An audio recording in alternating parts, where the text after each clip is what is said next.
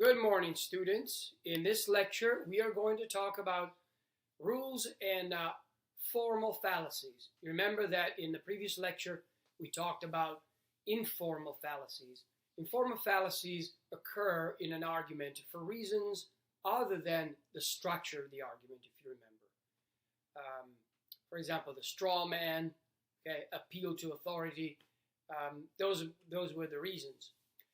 And in this lecture, I'm going to show you five rules that when you break these rules, a syllogism commits a formal logical fallacy.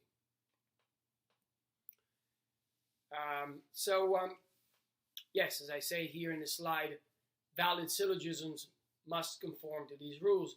We have seen some of these rules before, so you will recognize them, and some of them we have not yet seen them. Okay. Now the first two rules that I will discuss depend on the notion of distribution. I hope you remember the lecture on distribution, what distribution is. The second two rules depend on the concept of quality. Remember, quality is whether a statement is affirmative or negative. And the last one depends on the concept of quantity. Remember, that has to do with universal statements and particular statements. That's the quality of a categorical statement. All right, let's jump into rule number one. Rule number one says that you must distribute the middle term in at least one premise. Now, I'm sure you remember what the middle term is. The middle term is the term that does not occur in a conclusion in a standard form categorical syllogism. Remember that the conclusion is a statement that has subject and predicate. The predicate term is the major term. The subject term is the minor term. And remember that a standard form categorical syllogism has three terms. And so the third one, the one that never occurs in the conclusion, but it occurs in the first and in the second premise, in the major and the minor premise, it can occur in four different ways. Those are the four figures, if you remember. That is the middle term. Okay. Now, the point of this rule is, we have seen this before, is that you have to distribute the middle term. Let me give you an example. Right, this is this slide is just as refreshing to refresh your memory.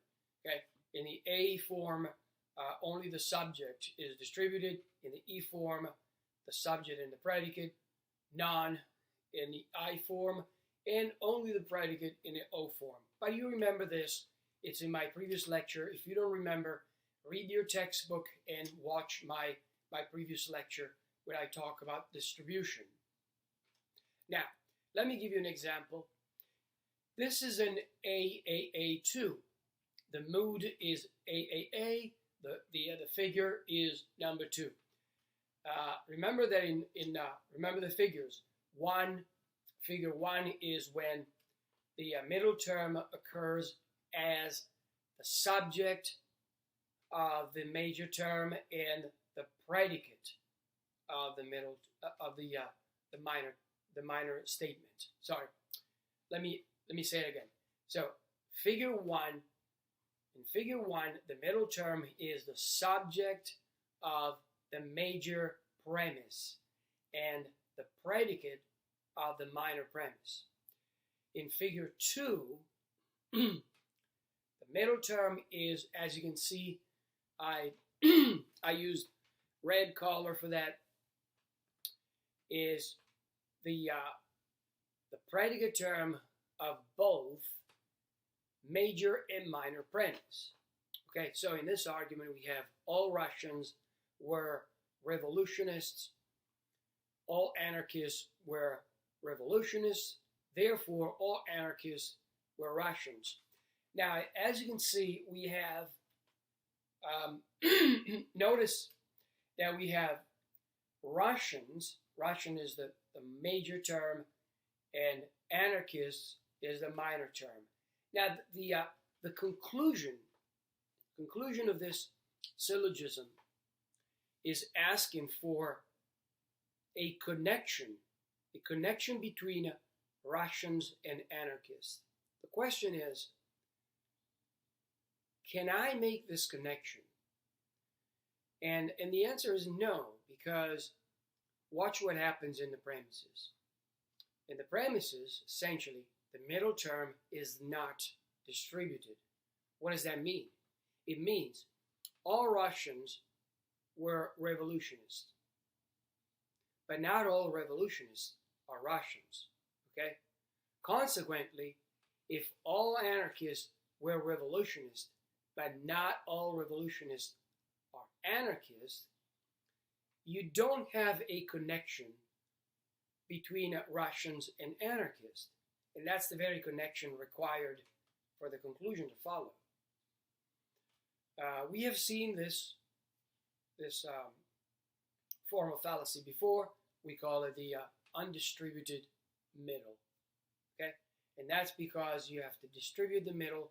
If the middle term is not distributed in a syllogism, you're not able to make the necessary connection. There's no enough class inclusion. There is no class inclusion. Or at least we don't know class inclusion. What I mean is that all Russians were revolutionists, but clearly not all revolutionists were Russians. And so when we come to anarchists, we don't know if they are Russians. Not all of them are Russians because not all revolutionists are anarchists. Another example, all sharks are fish, all salmon are fish, therefore all salmon are sharks. As you can see, once again, this is even clearer than the previous one. If all sharks are fish, not all fish are sharks, okay? And so if all salmon are fish, not all fish are salmon. Consequently, some of those fish might be sharks, some will be salmon, but salmon and sharks are not the same thing. That's what's required for the conclusion to follow. All right, let's jump to rule number 2. Okay, rule number 1, we said you must distribute the middle term in at least one statement. Okay, at least one statement. In a previous examples, actually, the middle term was not distributed. Never, ever. But you need to distribute it once, at least, in one premise. So you make that connection. Second rule, if a term is distributed in a conclusion, then it must be distributed in the premise. In other words, in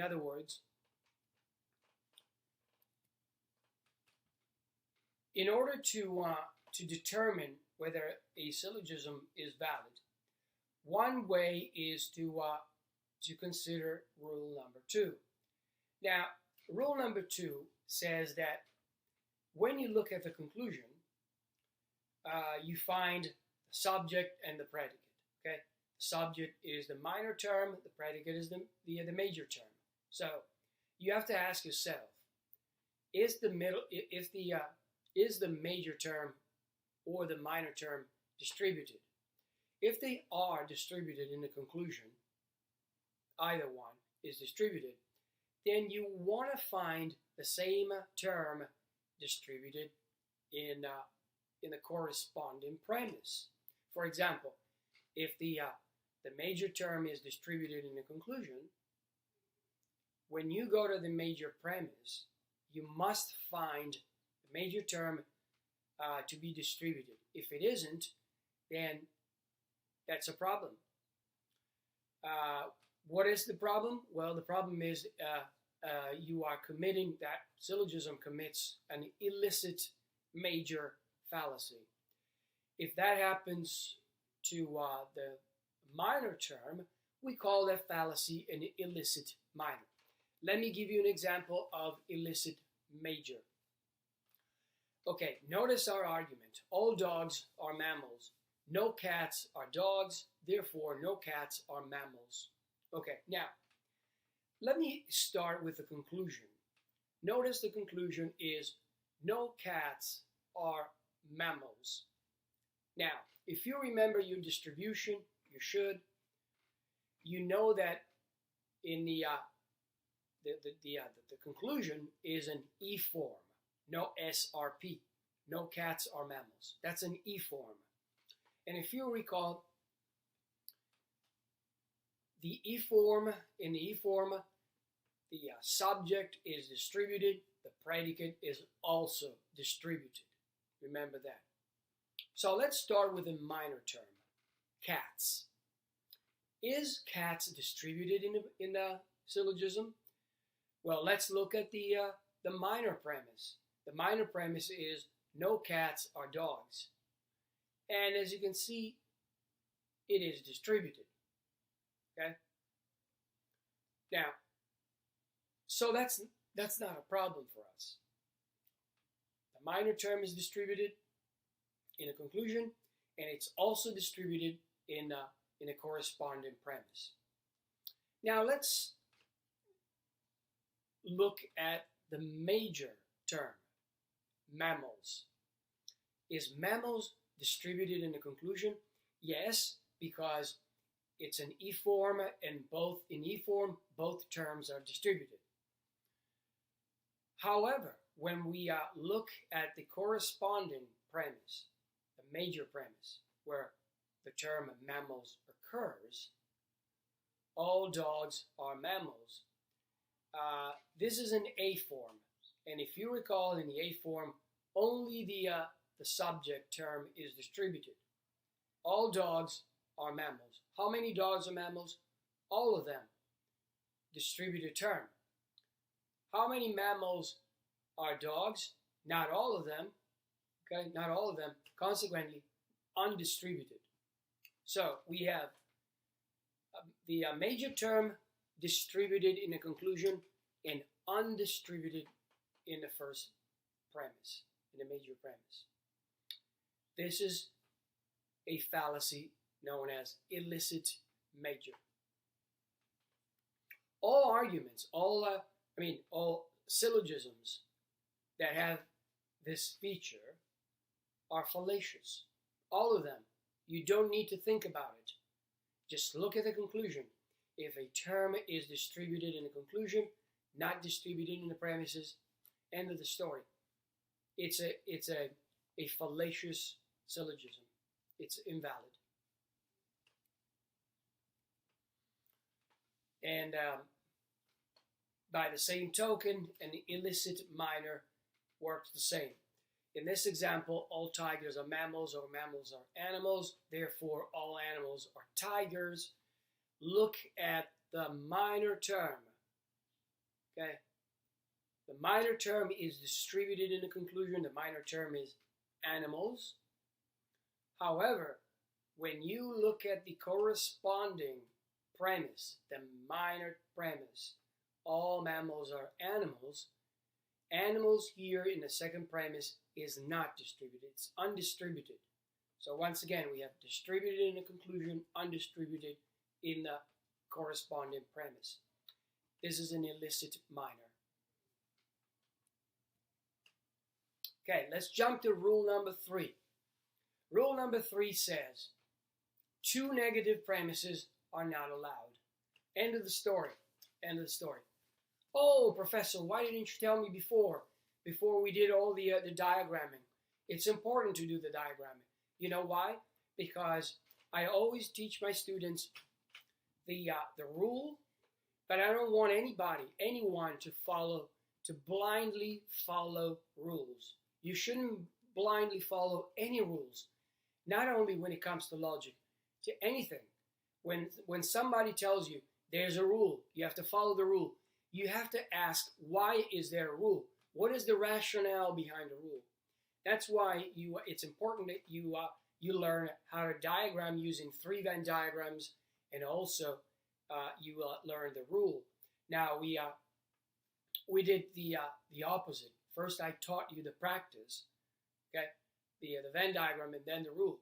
And I think that's a good way to go, because now you have the tools to actually test the rule itself. So what I recommend is that as you watch this video, you can pause it and for example, create a syllogism, a standard form categorical syllogism that has 2 negative premises. Okay. For example, it could be 2 O's or 2 E's. So for example, you say E, E, A, 3. Okay. Any mood that has 2 negative premises and any conclusion, any negative or affirmative conclusion, and test it using 3 Venn diagrams and see what happens. Okay, so 2 negative premises are not allowed. Okay, the fallacy that is committed here when 2 premises are negative is the fallacy of exclusive premises. The reason is because negative premises deny class inclusion, which means, for example, the E form says that no S are P. Okay, so the members of the class S are not members of the class P. Not even one member is in the middle, because you remember that the Venn diagram for the E form is the one where we shade area, logical area 2. The overlapping portion between the 2 circles is completely shaded, which means nothing goes here. There's no class inclusion. Okay? So because you don't have class inclusion or sharing members between one class and the other, once again, you're not able to make that necessary connection for the conclusion to follow. Okay, so exclusive premises. Look at this example, an EOO1. Okay, so we have all negative statements. Okay, but the important thing, the rule says, doesn't say anything about the conclusion. It only says something about the premises, that 2 negative premises are not allowed. End of the story. So no fish or mammals. Some dogs are not fish. Some dogs are not mammals. If you diagram it, if I diagram, okay, use 3 Venn diagrams, no fish or mammals, so you will have to shade the logical area 2. Some dogs are not fish. You will have to place an X inside area 1, logical area 1 of dogs. And you will see that the conclusion doesn't follow.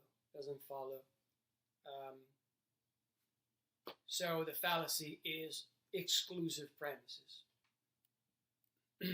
All right, let's look at rule number 4.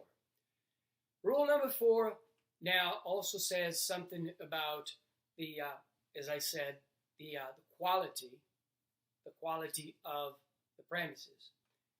So a negative premise requires a negative conclusion, and a negative conclusion requires a negative premise. Okay? So the conclusion, if the conclusion is affirmative, if it's an A or an I form, it asserts that all or some of the members of the S category are members of the P category. So if a premise is negative, remember, it denies class inclusion. Consequently, this denial leads to the conclusion of drawing an affirmative conclusion from a negative premises. Or the other way around, drawing a negative conclusion from affirmative premises. Let me give you two examples. Okay.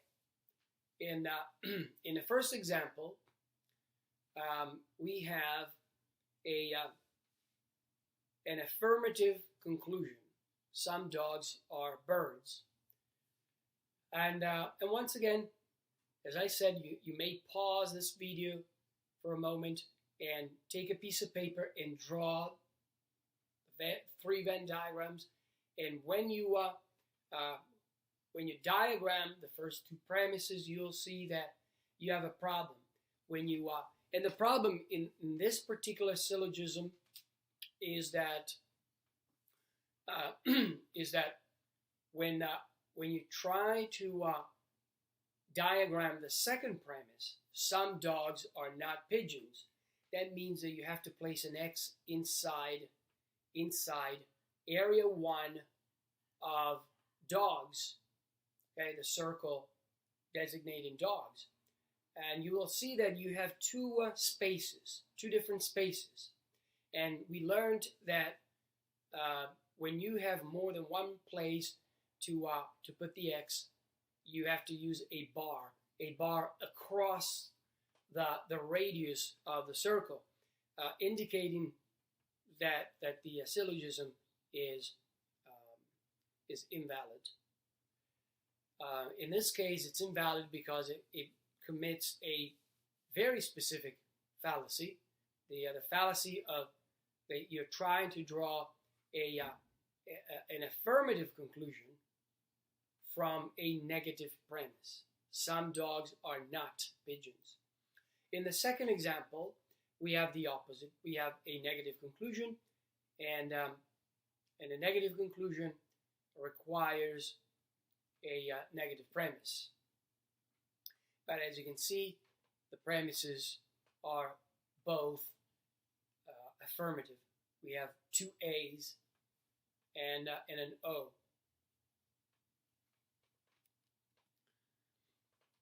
There is a different way, an alternative way of formulating rule number 4.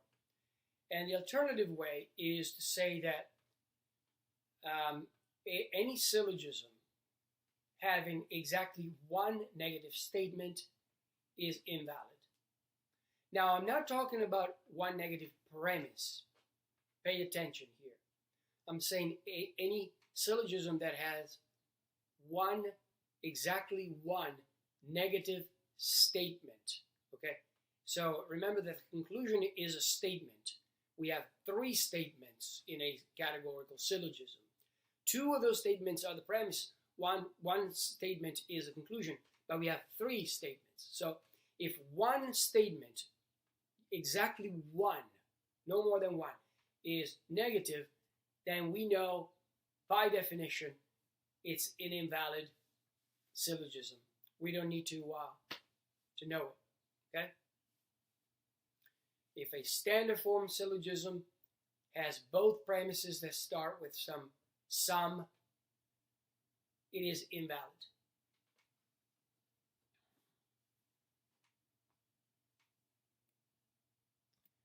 All right. Rule number 5. Rule number 5, if both premises are universal, the conclusion cannot be particular. Now, mind you, this rule applies only to the modern interpretation. Remember what the modern interpretation is. According to the modern interpretation, universal premises A and E do not make an existential import. In other words, A and E, according to the modern interpretation, do not have an X inside the S. Okay? So according to the modern interpretation, another way to put it is that the subject is not regarded as existing.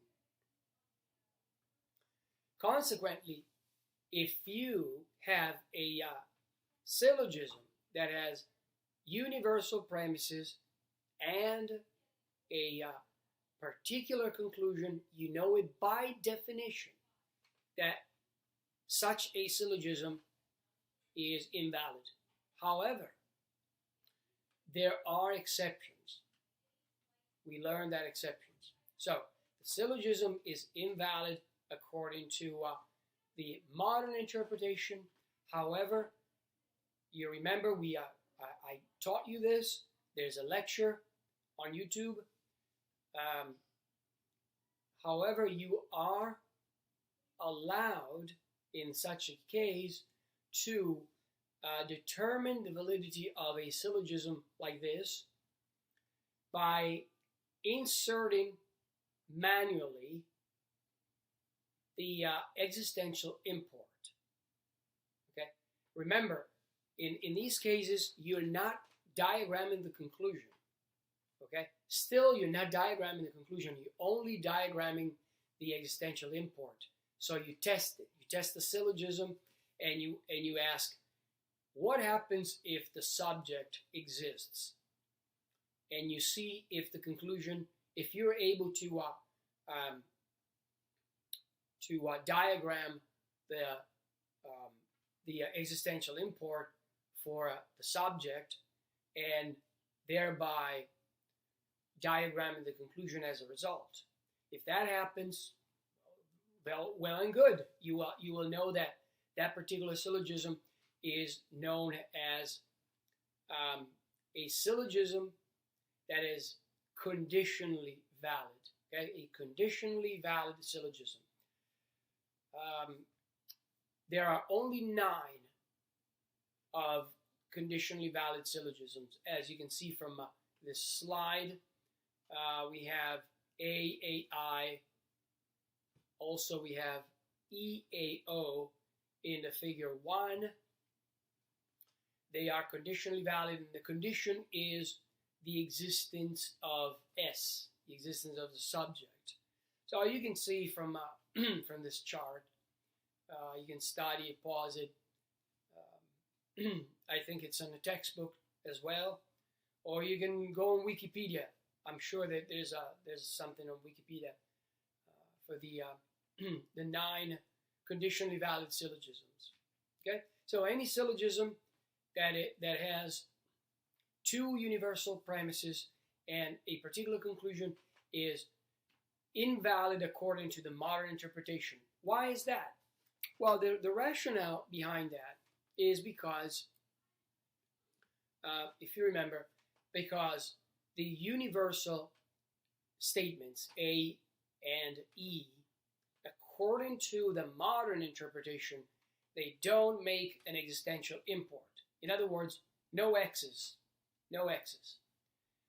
Now, when you make a universal statement according to the modern interpretation, you're not saying that there exists at least one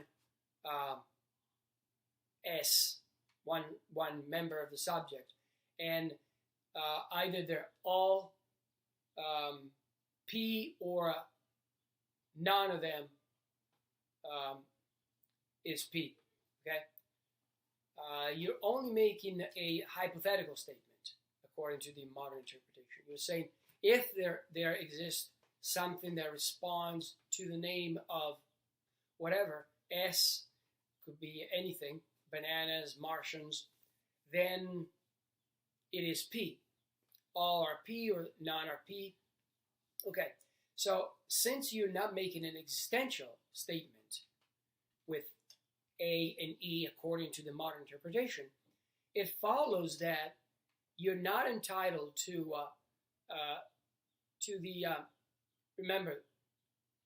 those relationships that are called subalternation and superalternation. Okay, remember that according to superalternation, if the particular is false, it follows that the universal is false. And by subalternation, if the universal is true, the particular is also true by definition. but you're able to make those inferences only on the basis of the existential import. Now, if A does not make an existential statement, then it's going to be impossible to go from a true A to a true E. That's impossible. Okay, so for that reason, a categorical syllogism that has universal premises and a particular conclusion is by definition, according to the modern interpretation, an invalid syllogism. However, according to the traditional interpretation that has an existential import, that makes an existential import, the syllogism could be conditionally valid. Okay, there are some examples, however, they are not even conditionally valid, like this example. An AAI2 is just invalid. Okay, as you can see, an AAI does not exist in a figure 2. So, despite the fact that AAI2 has 2 universal premises and a particular conclusion, it's still not even conditionally valid. It's just an invalid, period. And I'll show you why. Let's diagram the premises. All P are M, as you can see, they are already diagrammed because area 1 of P is completely shaded. Diagram, the second premise is also diagrammed because all S are M is S, area 1 of S is completely shaded. The conclusion is that some S are P, so the conclusion doesn't follow because obviously there's no X. The premises do not require an X. Now, what if we consider this syllogism from the point of view of the traditional interpretation? Well, according to the traditional interpretation, then, I am entitled to diagramming not the conclusion. Remember, I cannot overemphasize this. You never, ever, ever diagram the conclusion. Leave the conclusion alone. All right? Only diagram the premises. Now, when you have a syllogism that has universal premises in a particular conclusion, the only thing that you can do is to diagram the existential import. So you can start with the subject, and you can say, if the subject exists, what's going to happen to my argument? So if the subject exists, you will have to place an X inside the subject.